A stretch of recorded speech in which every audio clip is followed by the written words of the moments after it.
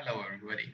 Today we're going to talk about our paper published in the conference titled as Vegetated Hydrodynamic System, its Parameterization and Stochastic Dependence Modeling.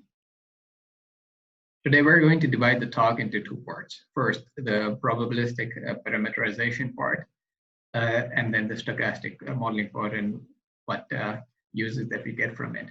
The figure that you see is the result. We will get to it step by step in our talk. So as you know that flood risk is an increasing threat both from hazard and vulnerability side. Whenever flooding happens, it's not only one cause that makes it happen.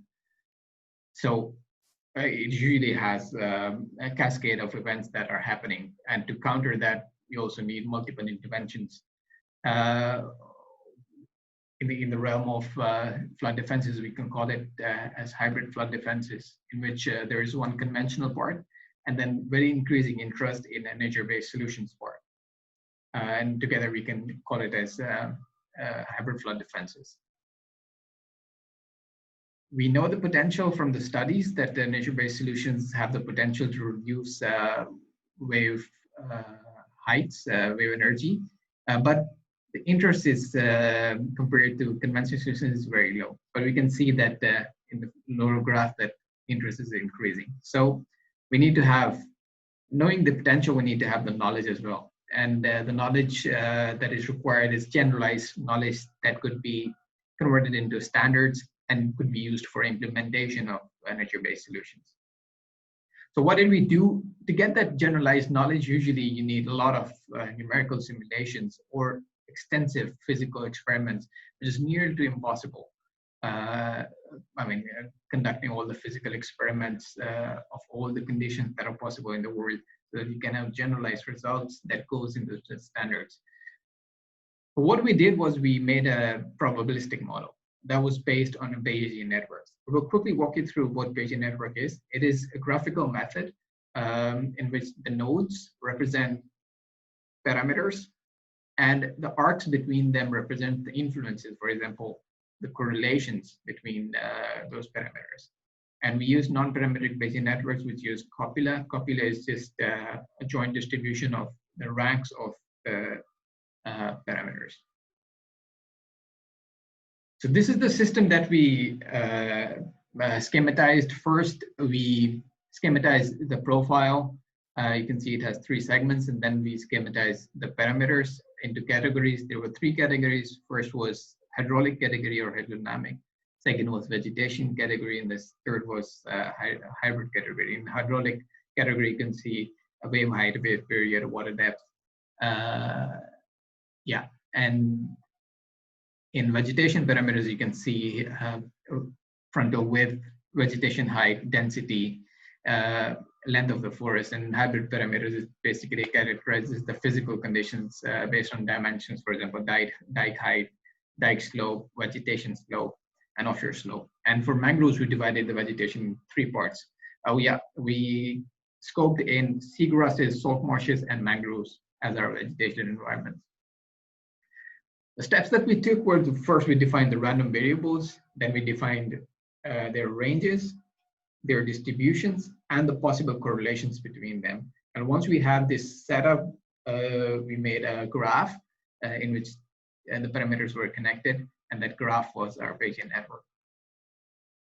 So just walking you through how we collected the data. First source was literature. The second was any real data that we can get our hands on.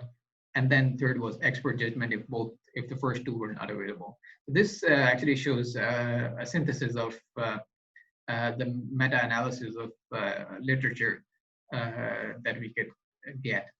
It nicely shows a summary of all the studies published that used vegetation to quantify its attenuation potential.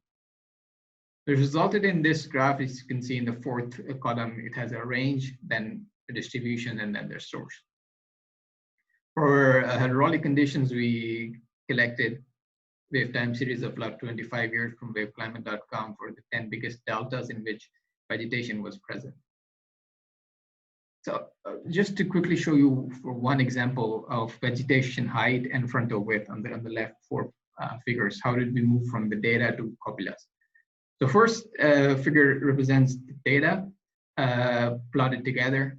The second is that data transformed into density on a unit square. So as you can see, the scales are changed now. The x and y is 0 to 1. So this represents the density of the data present from 0 to 1. And from this, we capture the dependent structure of those two parameters that result in the Gaussian copula. And once we have the Gaussian copula, we have the dependent structure of those two parameters, and then we can replicate this to the original scale. And that's what we did in the fourth figure. You can see that we repopulated the whole distribution again, and now we have, like, I think 1,000 samples as compared to initial, I think, 100. So this is how copulas work. Resulted detailed parameters here. These are only for the salt marshes. There are for mangroves as well, but it was too crowded to put it here. And like I said, range, distribution, and correlations. This slide shows the correlations that we determined, and I already showed you how we collected and calculated the correlations. These are rank correlations, conditional rank correlations determined from data or expert judgment. So this is the first result that we see in front of us. It is a graph in which all the parameters for salt marsh system are present in 3 categories. Blue is hydraulic, green is vegetation, salt marshes and seagrasses, and then gray is hybrid parameter, which is the dike. You can nicely see that all the distributions of individual parameters are there, and then the arcs represent the correlation coefficient. And this correlation coefficient actually helps to calculate a large consistent joint distribution at the back end. And that is our aim, that we represent the whole system in one consistent joint distribution. This is for salt marshes. We also did it for mangroves. The 3 categories are still there, hydraulic and hybrid, but the vegetation category is detailed because, remember, we schematize into 3 different parts. What is the use that how do we use it? We can use it, for example, we observe a certain parameter in one condition. I'll go back to the previous slide. For example, we observe a wave height at certain location. What we do is we conditionalize that node for that observed wave height, and the rest of the graph updates itself based on that conditionalization because it is correlated. And that's how we generate different conditions at different locations. And you can see that for the first iteration, all the parameters are there that are correlated, that coexist together. In the top graph, you can also see some profiles made out of these conditions. You can see the flatter the profile, longer it is, the vegetation forest is correlated, and then the dike height, because you can imagine that the incoming wave energy will determine the dike height design. So this is all correlated.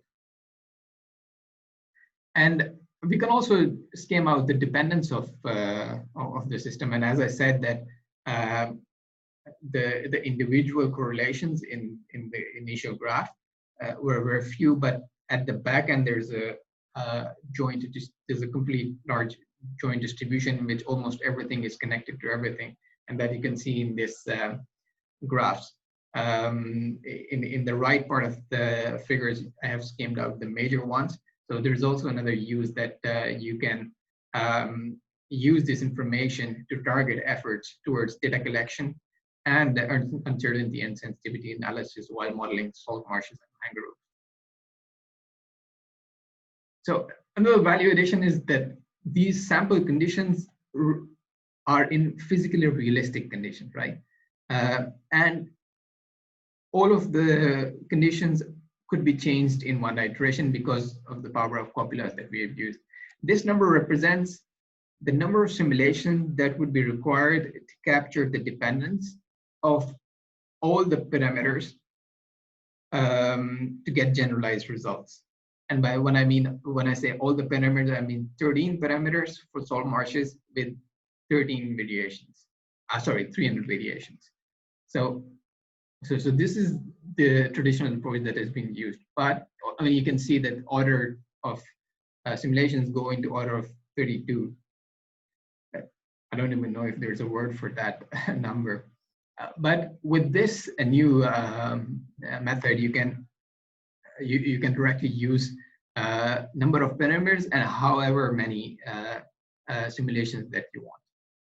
For example, I did 13 parameters with 300 simulations. You will only need 300 simulations to capture all the variability in the system.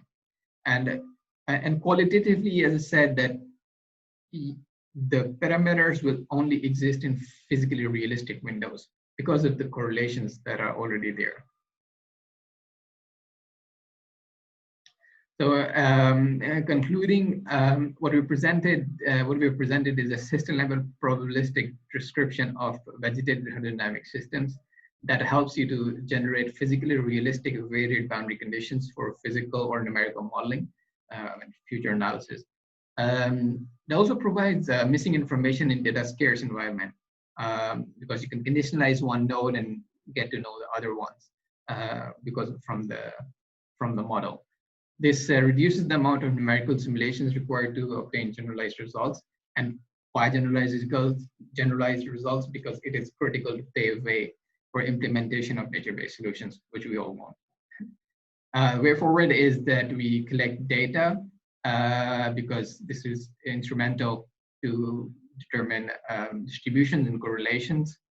And then, of course, use these sample conditions for numerical modeling to quantify flood hazard potential in a variety of situations. And this was all. Thanks for listening. If you have any questions, please leave it in the chat. Thanks a lot.